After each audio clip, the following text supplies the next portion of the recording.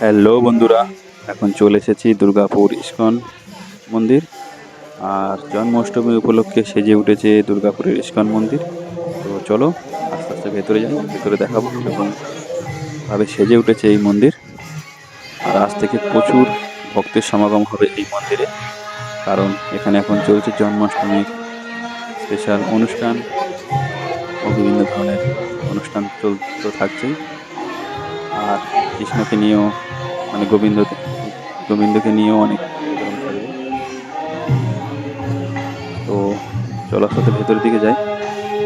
আর ভেতরে যাওয়ার আগে এখানে সুন্দর একটা ব্যারিকেডের মাধ্যমে মানুষকে নিয়ন্ত্রণ করা হবে, কারণ এখানে প্রচুর ভিড় হয়। আর জন্মাষ্টমী উপলক্ষে তো আরও বিশাল ভিড়, তাই এখানে সুন্দর একটা ব্যারিকেডের মাধ্যমে লাইন দিয়ে যাওয়ার জন্য ব্যবস্থা করা হয়েছে।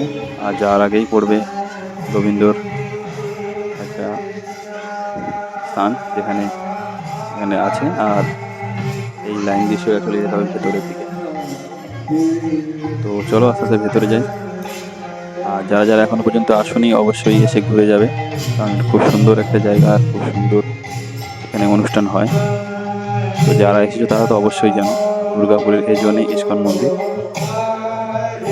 আর এই ইস্কন মন্দিরের জনপ্রিয়তা এখন প্রচুর।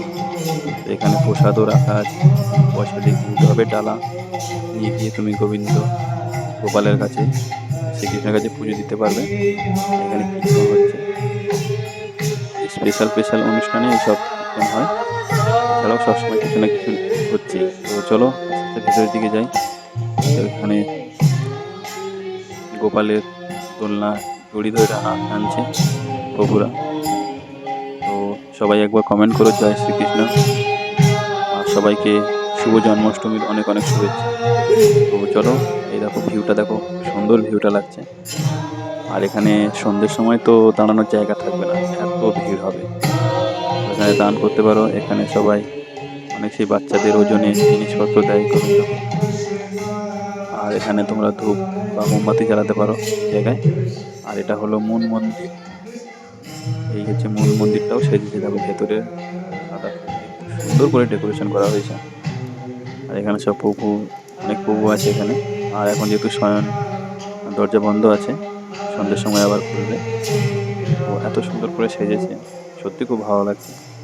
তো যারা যারা এখনো পর্যন্ত আসেনি অবশ্যই দুর্গাপুরের ইস্কন মন্দির এই জন্মাষ্টমীর সময় ঘুরে যেও। আর কত প্রভু আছে এখানে, কিছু একটা প্রোগ্রাম হচ্ছে, যাই হোক।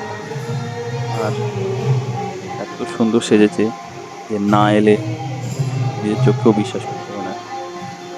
মানে সাদা সাদা মালা, সাদা ফুল, সবই সাদা। তো দেখতে খুব সুন্দর লাগছে।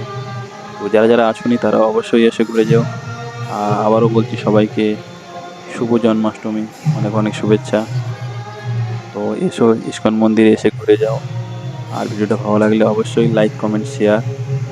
আর কে কোথা থেকে দেখছো ভিডিওটা অবশ্যই কমেন্ট করে জানিও। চলো।